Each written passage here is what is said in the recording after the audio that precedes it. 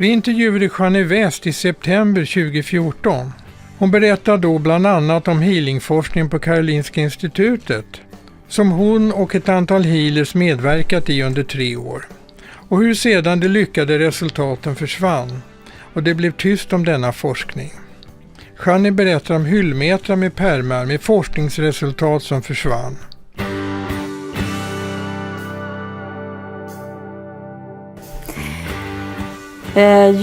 Det var så här att det var 1995 i oktober och jag hade en person som hade gått healingkurs hos mig som fick kontakt med Per-Arne Öckerman som är professor i blodanalys.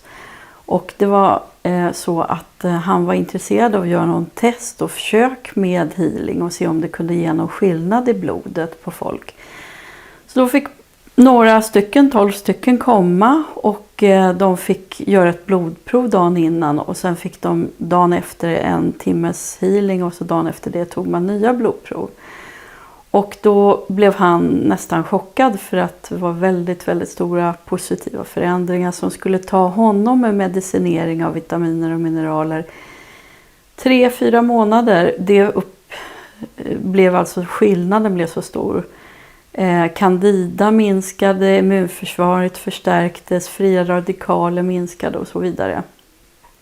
Och han tyckte det var så anmärkningsvärt och fantastiskt. Han sa att det här borde man ju gå vidare med och titta mer på.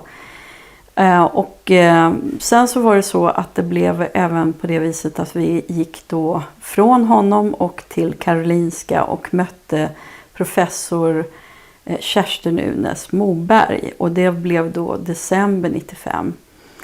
Och hon då fick se de här papperna och var väldigt, väldigt imponerad och hon sa kom så går vi in och så hämtar vi en råtta och ser om vi kan göra någon liten bara provtest healing så att säga. Så vi gick in i ett rum och vi beställde in en råtta i en bur. Hon hoppade upp på bänken som var en sån där, där de gjorde väl prover och sånt där. De hoppade upp på den där bänken och satte sig, kommer jag ihåg. Och jag ställde mig vid den här råttan och höll händerna ovanför buren. Och ungefär 2-3 minuter så rullade den ihop sig och somnade. Och då sa hon att det är något fel på den där råttan så vi måste beställa in en ny råtta i en bur. Så då kom de med en ny råtta. Samma sak, jag höll händerna över och 2-3 minuter efteråt så hade den krypit ihop och somnat gott.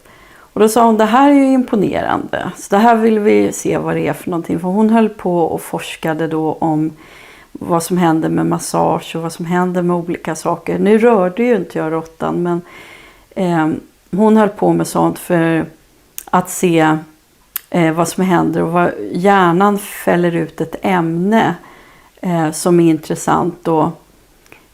För just samma som när man ammar ett barn och så vidare. Och då sa hon att det är nog förmodligen det här som händer också när man healar.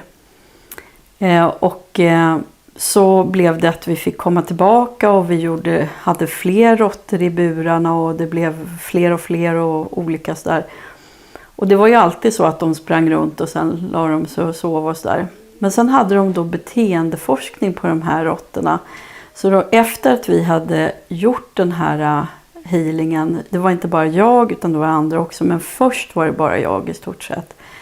Men när vi hade gjort healingen på råttorna så ställde man dem eller la dem i en stor bur som man la lock på och där inne hade man massa sensorer på höjdmässigt så om den satte sig upp och putsade sig som visst kallas rering, då markerade de här olika känsliga sakerna i den där lådan det. Och om de kröp ihop i ett hörn som är tydligen deras trygghet att sova så registrerades det. Och gick de runt så registrerades det. Gick de in mot mitten av lådan så registrerades det. Så man hade alltså beteendet på hur de betedde sig efter de hade fått healing.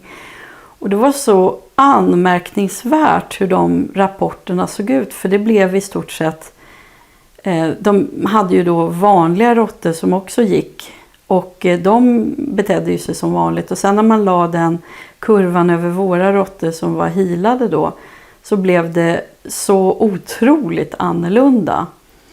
Så då tyckte hon att det var spännande, så vi fortsatte och vi gjorde massor med olika former av experiment. Och det var, forskningen gick ut på att testa så mycket som möjligt. Allt från beteendet, men även sen att de gick in på att titta på till exempel hur råttorna så att säga hade temperatur på svansen, binjurarnas vikt och sånt där. Så jag antar att de obducerade dem och tittade efter vad som hände även på olika andra sätt. Men sen testade man även vi som healade, och först var det att de trodde att det var kopplat till mig som person. Så då blev det att jag fick ta dit folk som hade gått healingkurs för en dag sedan, en vecka sedan, en månad sedan, ett halvår sedan och ett år sedan. Och de fick då testa olika modeller och se då. Och sen tog de även dit folk som provade med reiki, och det funkade inte. Och inte på samma sätt i alla fall, inte lika markant blev det. Och sen testade man hur värmen i händerna blev, hur blodet var, och man testade massa saker på oss då på olika sätt för att se vad som händer. Och då tyckte de att det här var ju väldigt spännande, så då tyckte de att ja, vad händer då om vi försöker att göra healing själva här på KI, om vi som håller på med den här forskningen provar. Och då sa de, hur gör du? Och så man tar ner ljus uppifrån. Så man tänker sig att man har som en kanal, en tunnel, en tratt på huvudet och samlar upp ljus och kärlek och energi. Och på det här sättet man ber om den här vita tiden och att den går ner genom kroppen och vänder vid hjärtat och går ut sen upp och genom armarna och ut genom händerna då. Och då provade de och de satt där liksom och så här försökte. Och det gick ju inte, det blev inga resultat alls. Och sen så sa de så här att ja, men då går vi kurs, och så kom de hit. Och då var det både professor och läkare, en psykolog och några andra som gick då kurs. Och någon laboratorieassistent var det också som gick kurs. Och sen så fick de göra om alla sina experiment som de hade gjort före då, när de inte fick resultat. Så gjorde de om dem igen, och när de gjorde det så fick de samma resultat som jag hade. Så då visade det sig att det var inte knutet till mig, och det var inte knutet till hur länge det hade gått hur länge man hade jobbat med det och så, utan det var de här öppningarna som vi gör för att man ska kunna öppna upp någon och jobba. Det var det som gjorde att det fungerade.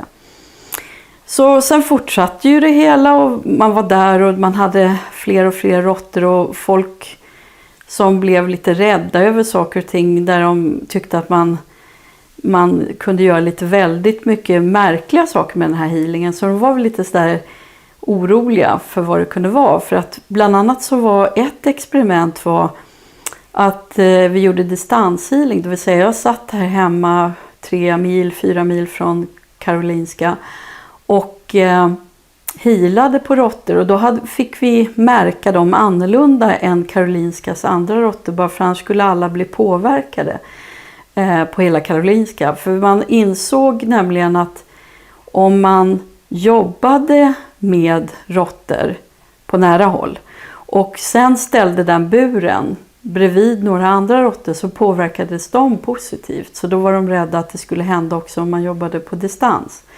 Så vi märkte upp råttorna annorlunda än man gjorde på KI, och så satt jag här hemma.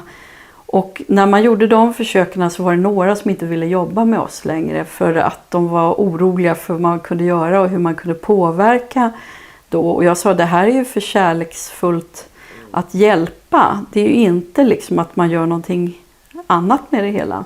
Men de var lite oroliga för vad det kunde vara och hur det funkar och vad det innebar och sådär. Så att det var några som inte ville vara med så att säga längre. Och sen började man höll det väl till max 3 råttor i en bur när man jobbade på olika sätt då. 1 till 3 råttor kan man säga. Men sen började försökerna bli att man hade fler. Så en dag så kom de in med 5 stycken. Och då tänkte jag så här att jag sa liksom i mitt inre, och även sa jag högt, lägger nu med huvudena ditåt och svansarna ditåt. Och då gjorde de det. Vilket gjorde att den personen som kom in med råttorna nästan skrek och sprang ut. För hon blev så, ja, rädd för att det gick att påverka någonting. Sen kom inte hon tillbaka något mer. Men i vilket fall som helst så körde jag vidare då med alla dessa healingar och modeller som man gjorde. Och de försökte väl antagligen på sitt sätt med sina saker. Men jag var väldigt noga med att jag inte ville göra saker där man skadade eller liksom gjorde någonting som kunde vara obehagligt för råttorna. Naturligtvis är det inte trevligt att vara labbdjur liksom ändå, men jag ville vara så human som möjligt, så att säga, så snäll som möjligt, för att det var min känsla för allting. Men sen så skulle man alltså börja med även sårläkning, och då sa jag att nej, det vill jag nog inte vara med på. Och då var det 2 andra av mina elever som gjorde det experimentet då, och då fick man fram att det var 85% snabbare sårläkning. Och det var där det blev att blåstes ut ljuset, så att säga. Sen blev det inga mera försök eller någonting, och det hela blev på det viset att de gjorde det här försöket och healade då sår, och sen så var det så att dagen efter så var det en lunch där det var inbjudet olika, jag kommer ihåg att det var olika utländska läkare och professorer och så. Vi var väldigt många egentligen då på den där, vi satt utomhus. Och jag var ju lite exalterad för att jag hade hört att det fanns fina resultat och att de var bra. Jag visste inte att det var 85% då, men att det var fina resultat och att det var signifikanta resultat och sådär. Och att det var det här oxytocin som frigörs i hjärnan och sånt där, och att det fanns även i utandningsluften när vi jobbade med healing, och jag var liksom alla såna här saker man visste. Så jag tänkte, det här blir spännande. Jag satt bredvid den som jag började prata lite grann, och då satt professorn då, den här Kerstin Unes Moberg, mitt emot mig. Så sa hon liksom ungefär, sluta, stopp, det där är inte sant, det finns inga belägg. Och jag sa, oj hoppsan, förlåt, jag har misstagit mig liksom, för jag trodde men det var inte värt. Men så tänkte jag så här, det här är lite otrevlig situation, för jag visste ju hur exalterad hon var. Så jag tänkte, nej. Så jag drog åt sidan när vi skulle gå därifrån, så drog jag åt sidan en laboratorieassistent, och så sa jag råkade spilla kaffe på mina papper från KI med alla resultat och sånt där. Jag dricker inte kaffe, men jag sa så i alla fall. Och jag sa, kan inte du kopiera så mycket du kan? Så hon gjorde det. Och sen var det kopierat, och sen så mötte jag med professorn då också. Och frågade om det här med sårläkningen. Och då mumlade hon bara när vi satt i rummen. Liksom. Jag frågade, hur många procent blev det? Ja, så, men vad blev det då? Och sist så sa hon liksom, 85% snabbare sårläkning. Och då sa jag, det är ju fantastiskt liksom. Och sen dagen efter då var hyllmetrarna av dessa forskningar, alla pärmarna bakom henne var borta. Och jag vet inte hur det blev liksom riktigt så där. Hon sa inte någonting om att det hade blivit stulet då, men jag såg ju att pärmar var borta som vi hade i den här forskningen i alla fall. Det la jag märke till, så att säga. Och senare så sa hon till folk när det intervjuades inför ett tv-program som heter Det Okända. Då sa hon att de hade under flertalet tillfällen, jag tror det var till och med att hon sa 4 tillfällen, hade de blivit bestulna på KI på de här forskningen och de här papperna om healingen och så vidare. Och jag tycker det låter lite väl hysteriskt att det skulle vara så att de hade raderade hårddiskar och allt möjligt. Hon sa, du har väl inga papper hemma? Och då sa jag, nej det har jag ju inte faktiskt. Fast det kanske inte var riktigt rätt att göra så, men det gjorde jag i alla fall, jag sa så. Och sen så har det ju blivit så genom tiden som har gått sedan dess att man har hållit tyst, för man fick ju skriva på något papper från början där att man inte skulle säga någonting, och de ville ju också att man skulle gå över till att ansöka om forskningsbidrag och få pengar och lön och sånt där för att göra den här forskningen, och att man då skulle skriva på att man gav dem rättigheter och sånt där och ta hand om alla saker. Men det vill jag inte göra, för jag hade blivit lovad att det skulle skrivas, om det blev bra resultat, en artikel i Science. Och det tyckte jag var jättespännande, så jag tyckte det var en kul idé om det kunde vara. Men framförallt ville jag se själv vad forskningen ledde till. Och jag var inte ute efter pengar, för att jag åkte ju med bil dit på egen tid. Betalade både bensin och parkering. Och till sist så sa jag till KI, kan du inte åtminstone låta mig få parkeringen fritt när man ändå är här och gör det gratis, så att säga. Så det fick jag.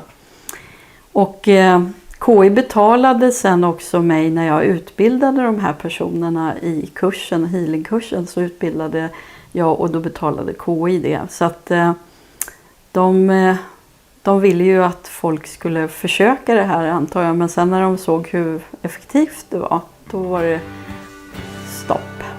Och sen blev det inget mer.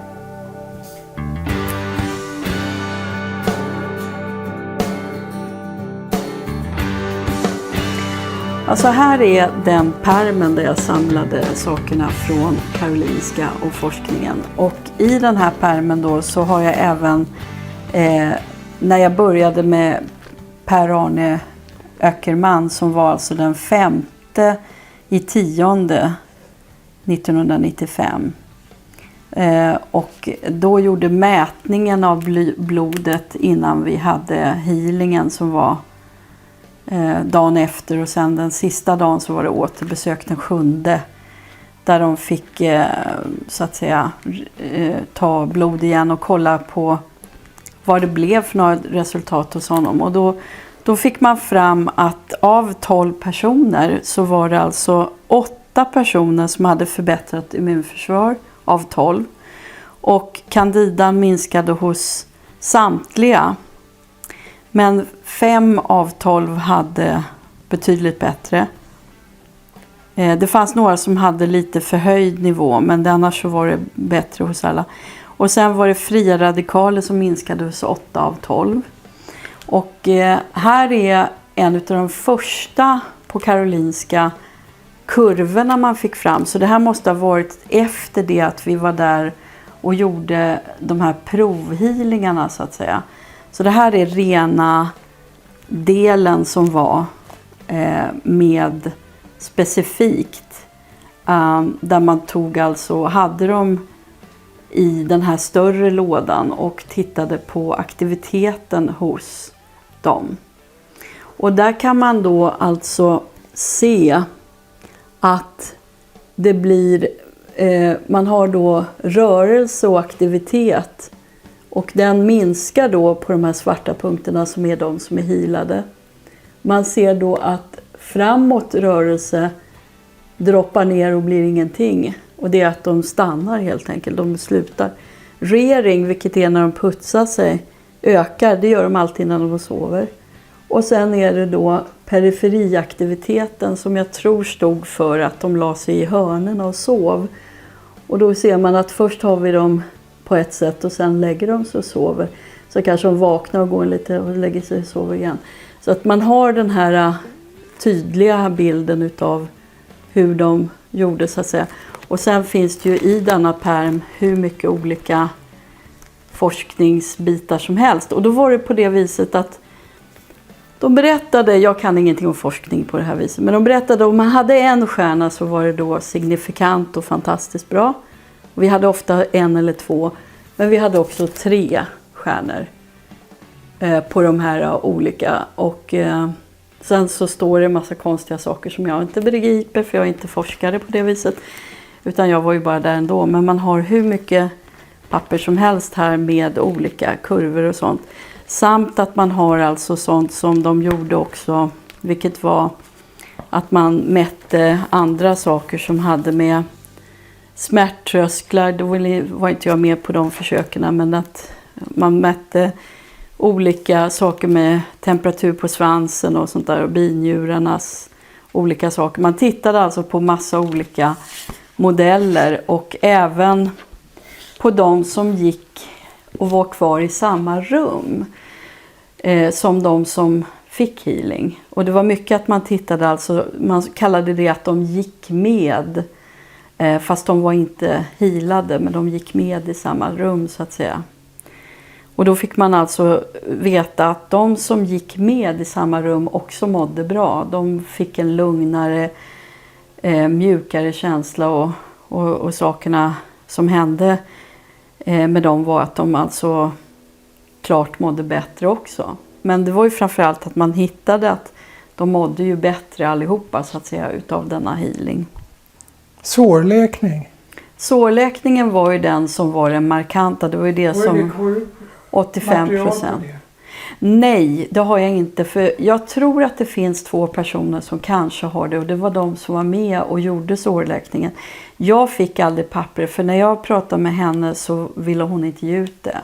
Och sen har det ju varit väldigt mycket som jag inte har velat sagt som hände där på KI. Lite konstiga saker, lite konstiga, ja, lite märkliga saker. Och även efter KI så var det en del hot som var inblandat och lite andra saker som inte har känts bra. Och sen var det ju så att jag såg en artikel i en tidning som heter Metro. Och i den tidningen så såg jag en artikel om att de hade fått massa miljoner från en generalkonsul i San Francisco.